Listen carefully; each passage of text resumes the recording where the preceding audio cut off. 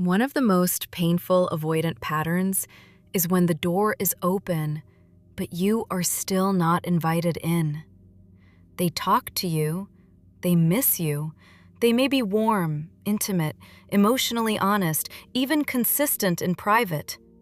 They may tell you things they do not tell other people. They may make you feel like you have access to a hidden part of them.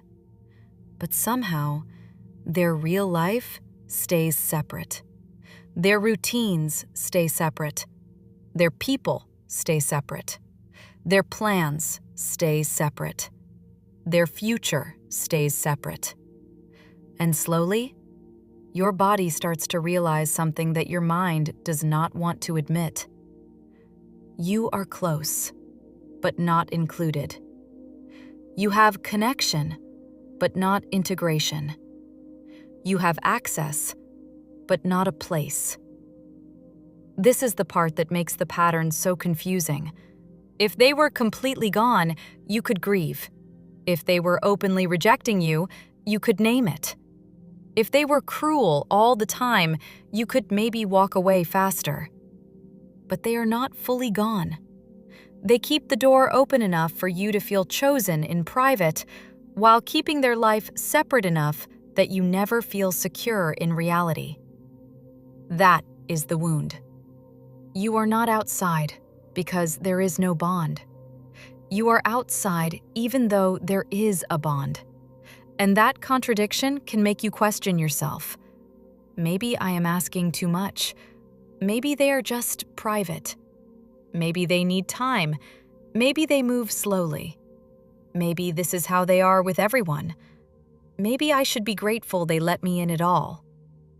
But this is where you have to stop listening only to the story and start looking at the structure. Because the story can sound loving, complicated, protective, private, or cautious.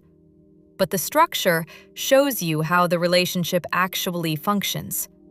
The story says, I care about you. The structure says, you are not being integrated. The story says, I am private. The structure says, my real life keeps happening without you. The story says, we have something deep. The structure says, the depth only exists where there is no responsibility. If this kind of clarity helps your nervous system settle, subscribe. PsychBond is a daily decoder for psychology, relationships, and avoidant and anxious attachment patterns, so you stop guessing. Now, let us define the difference, because this is where many people get trapped. The story is the explanation. The structure is the reality you keep living inside. The story is what they say, what you hope, what the connection feels like in the moments when they let you close. The structure is the pattern of access, inclusion, planning, repair, visibility, and responsibility. The story may say, they are busy. The structure may show that their life has room for everything except building something with you.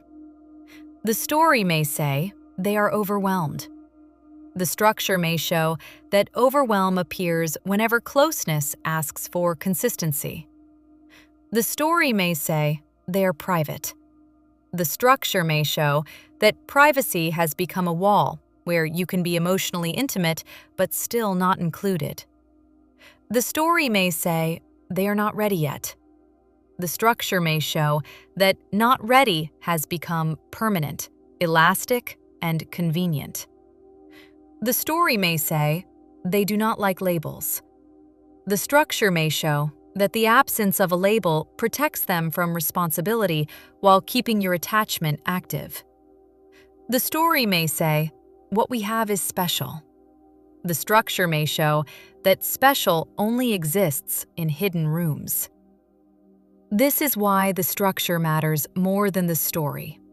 Not because words never matter. Words can matter. Warmth can matter. Vulnerability can matter. Private closeness can be real. But private closeness is not the same as a relationship that has structure. A person can share their fears with you and still not make space for you in their life. A person can tell you they miss you and still keep you outside the decisions that matter. A person can be emotionally soft with you at night and still not build anything with you in daylight. A person can make you feel important in conversation and still keep their world arranged so that nothing has to change. That is access without integration. Access means you can reach them sometimes. Integration means you have a real place. Access means they let you into their mood. Integration means they let you into their life. Access means you get moments. Integration means the relationship has a path. Access says, I can come close when I choose. Integration says, we are building something that includes you. And avoidant attachment often struggles with integration because integration creates visibility, expectation, accountability, and loss of control. It is one thing to feel close in a private space. It is another thing to let closeness touch the structure of life. That is where avoidant defenses often rise, because once you are integrated, they cannot keep the relationship as a controlled emotional compartment. You start becoming real in their calendar, their decisions, their social world, their future, their home, their routines, their identity. And for an avoidant nervous system, that can feel like pressure before it feels like love. It can feel like being claimed. It can feel like being watched. It can feel like losing the private exit door. So they may keep you in a place that gives them connection without full exposure, close enough to feel the bond, separate enough to preserve control. This is not always conscious or malicious. Many avoidants are not sitting there thinking, how can I keep this person separate while still getting comfort from them? Often, they are following what feels safest to their body. Private closeness feels manageable. Full integration feels dangerous. Emotional access feels comforting. Practical inclusion feels binding. So they keep the relationship in a zone where it can soothe them without requiring too much reorganization of their life. But the impact on you is still real. You may feel like you are constantly being invited into the feeling of the relationship, but not the life of the relationship. You know their inner world, but not their outer world. You know their wounds, but not their plans. You know their private softness, but not their public choice. You may feel like you are close to the person, but far from their reality. And that can create a very specific kind of anxiety. It is not the anxiety of no contact. It is the anxiety of partial contact. They are there, but not fully. They care, but not structurally. They reach, but do not include. They open, but do not integrate. This is why the anxious nervous system gets so hooked. Partial inclusion can feel like a challenge. It makes the mind work harder. It says, if I am patient enough, maybe I will finally be let in. If I am safe enough, maybe they will finally include me. If I understand them enough, maybe they will stop keeping their life separate. If I do not pressure them, maybe they will choose me naturally. So you start treating exclusion like a test you have to pass. You become careful. You become flexible. You tell yourself not to ask too much. You accept crumbs of structure because the story feels meaningful. And every time they open a private door, you think, maybe this means I am getting closer. But the question is not whether they open a door emotionally. The question is whether you are actually being invited into the structure of their life. That is the difference. And this is why the pattern feels so personal. It does not only make you wonder if they love you, it makes you wonder if you are somehow not important enough to be included. You may start comparing yourself to the life they keep separate. Their friends know where they are. Their family gets holidays. Their work gets planning. Their hobbies get time.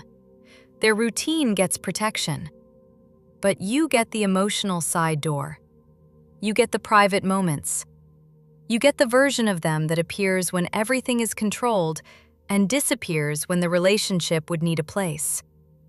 That can make you feel like you are being held close and hidden at the same time. And when that happens long enough, the nervous system starts treating integration like proof of worth. You stop simply wanting inclusion because it is healthy. You start craving it because it feels like the final evidence that you matter. That is why this pattern can become so addictive. You are not only waiting for a relationship to grow, you are waiting for the moment their life finally confirms what their private words made you hope was true. The avoidant may tell you about their day, but are you part of their week? They may share memories, but are you part of their future?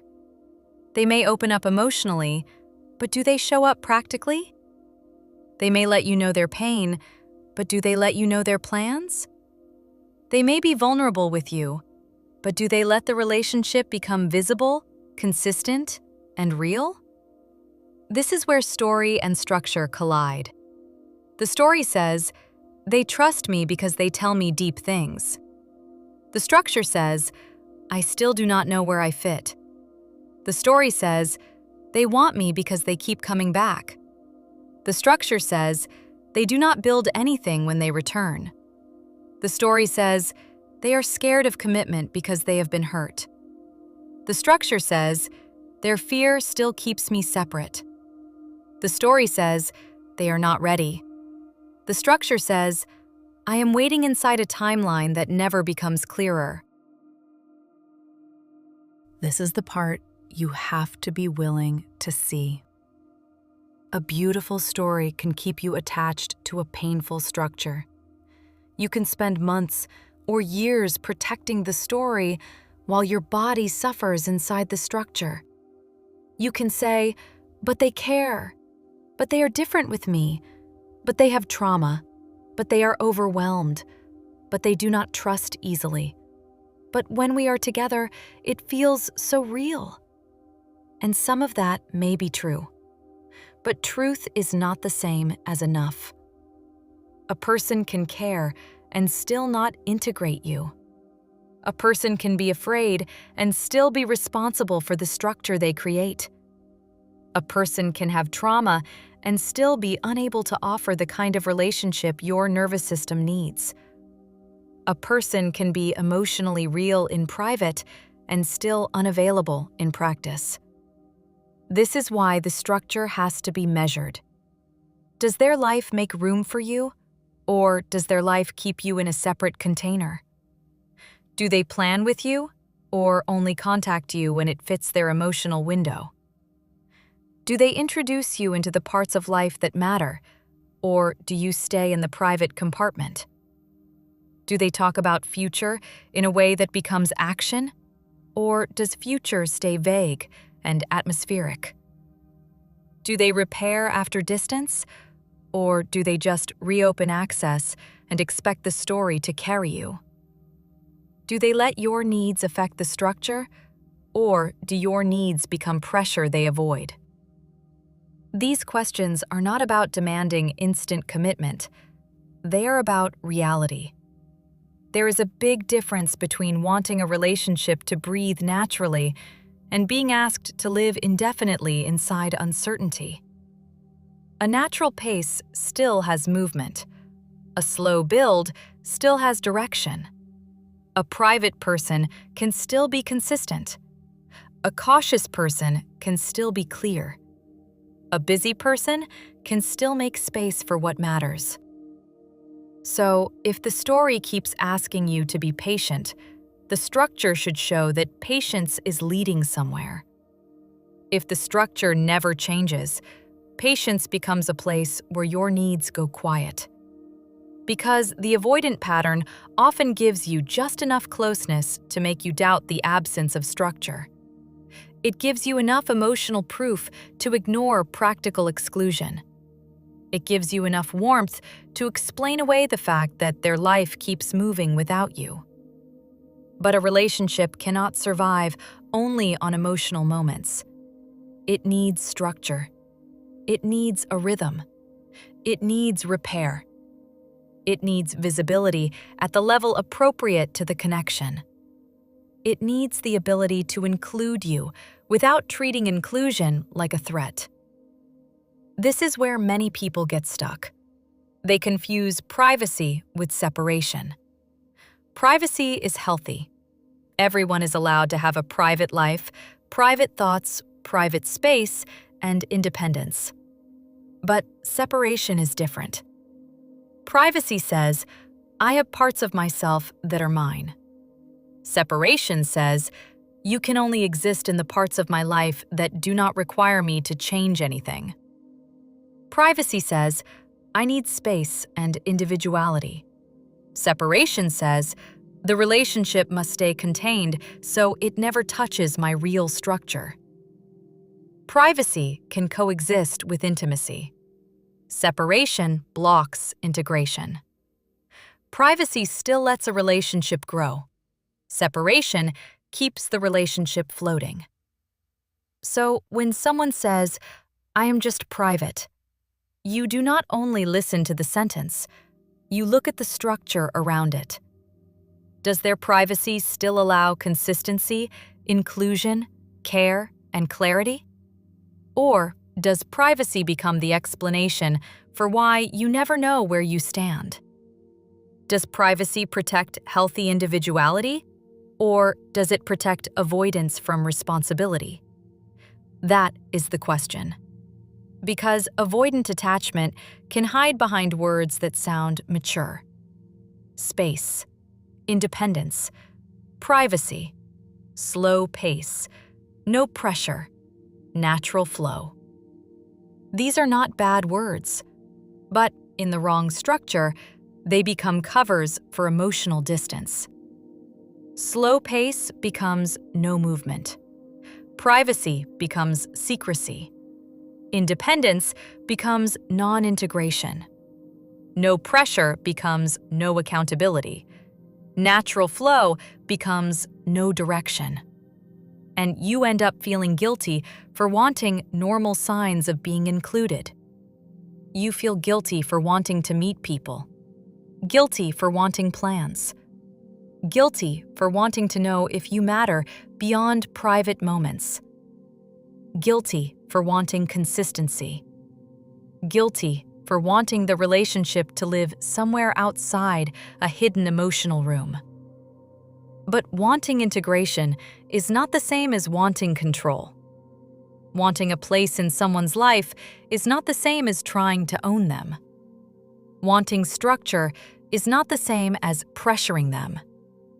It is normal to want the relationship to have a real shape. It is normal to want the person who says you matter to make decisions that show you matter. It is normal to feel uneasy when someone keeps you close emotionally, but separate practically. Your body is not confused for no reason. It is responding to the gap between story and structure. And that gap is where attachment pain grows. The story gives hope. The structure creates insecurity. The story says, be patient. The structure says, nothing is changing. The story says, they care. The structure says, you are still outside. The story says, this is special. The structure says, special has not become safe. When the story and structure do not match, your nervous system will keep trying to solve the contradiction. That is why you may become obsessive. Not because you are crazy, because your body is trying to understand how someone can feel close and still keep you separate. Your mind keeps asking, what does this mean? Are they afraid? Are they using me? Are they slow? Are they avoidant? Am I impatient? Am I asking too much? Should I wait? Should I leave? The obsession comes from the mismatch. Your body wants the structure to match the story. It wants the outside to match the inside. It wants the relationship to stop existing in a split reality where you are emotionally important but structurally optional. And that is the phrase, structurally optional. That is how it can feel. Like you matter emotionally, but the life design does not require you. They can miss you and still not include you. They can enjoy you and still not organize around you. They can feel connected to you and still keep their independence untouched.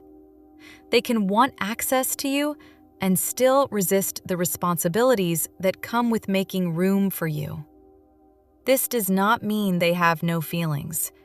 It means feelings are not the same as integration. Feelings can exist inside a separate compartment. Love or longing or attachment or chemistry can all exist without a person being willing to change the structure of their life. That is the brutal truth. The relationship becomes real when feeling begins to affect structure. Not when someone says they care. Not when they open up in a vulnerable moment. Not when they miss you. Not when they come back. It becomes real when care changes how they show up, how they include you, how they plan, how they repair, how they let the bond exist outside the controlled, private space. That is why you can not only ask, do they feel something? You have to ask, what does their feeling build? Does it build consistency? Does it build a shared reality? Does it build accountability? Does it build a bridge between their private world and the life they actually live? Or does it only build another emotional moment that keeps you waiting?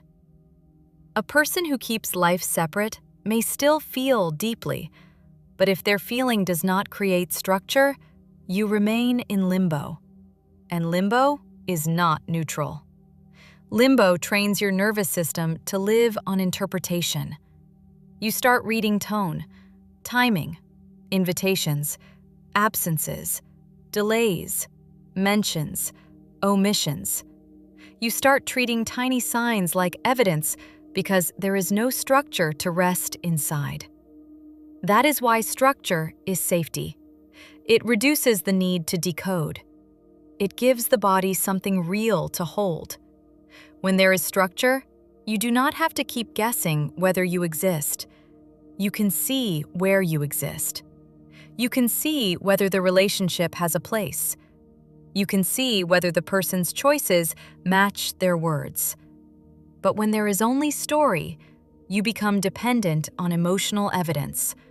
A warm text, a deep talk, a night together, a sudden opening, a moment of softness, and every moment feels huge because there is no stable structure underneath it. That is how people get hooked by avoidant dynamics. They are not always hooked by fantasy alone. They are hooked by real emotional moments that never become a real relational structure. And because the moments are real, leaving feels confusing. You think, how can I walk away when they let me in emotionally? But the better question is, how long can I stay where I am only let in emotionally? How long can I be close in private and excluded in structure? How long can I call access intimacy when integration never arrives? This is where the exit begins. The exit does not begin with hating them. It begins with measuring correctly. You do not measure by the strongest night. You do not measure by the most vulnerable confession. You do not measure by the moment they looked like they were almost ready. You measure by what the connection becomes when it has to live outside that moment. Stop asking only, do they care? Ask, does their care include me? Stop asking, do we have a connection? Ask, does the connection have structure? Stop asking, did they open up? Ask, did opening up change anything? Stop asking, do they miss me? Ask, does missing me become a choice? Stop asking, "Am I special to them?" Ask, "Am I included in the life they actually live?" These questions may hurt, but they bring you back to reality. And reality is what breaks the spell of the story. If someone says they care but never integrates you, you are allowed to notice the structure. If someone says they are private but privacy always leaves you outside, you are allowed to name the impact. If someone says they are not ready, but not ready keeps collecting your time, your hope, and your emotional labor, you are allowed to ask whether waiting is becoming the relationship. If someone keeps the door open but never invites you in, you are allowed to stop standing in the doorway, because the doorway can become its own kind of attachment. It feels like possibility. It feels like almost. It feels like maybe the next conversation, the next soft moment, the next opening, the next return, the next vulnerable confession will finally become the invitation. But if the door has been open for a long time and you are still outside, the question is not whether the door exists. The question is why there is still no place for you inside. That is the structure. That is the part your body keeps feeling. And once you see it, you do not have to keep arguing with the story. You can honor that the connection mattered and still admit that access is not enough. You can understand that they may care and still admit that care without integration keeps you lonely. You can have compassion for their fear and still refuse to disappear into the separate compartment they created for you. You can say, "I do not need to force my way into someone's life, but I also do not need to stay emotionally loyal to a place where I am never fully included." That is not punishment. That is clarity. The final truth is this: an avoidant person can keep you around because the connection matters, because your presence comforts them, because they like the bond, because they do not want to lose access, because being fully without you feels painful. But they can still keep life separate because integration asks for a level of visibility, responsibility, and emotional risk they may not be ready or willing to hold. And that is why you have to measure the structure, not just the story. The story may be beautiful. The structure may still be lonely. The story may be deep. The structure may still exclude you. The story may say, "You matter." The structure may say, "Not enough to be included." You are not asking for too much by wanting to be part of the life someone keeps telling you you matter in. You are not needy for wanting more than hidden closeness. You are not dramatic for noticing that private intimacy without real integration hurts. You are not wrong for wanting a relationship that exists beyond controlled moments. Knowing someone is not the same as being in their life. Being close is not the same as being included. And if the door is open but you are never invited in, you are allowed to stop calling the doorway a home. If this helped your body feel a little safer, liking this video helps it reach someone else who needs this clarity. Welcome to PsychBond. You're safe here.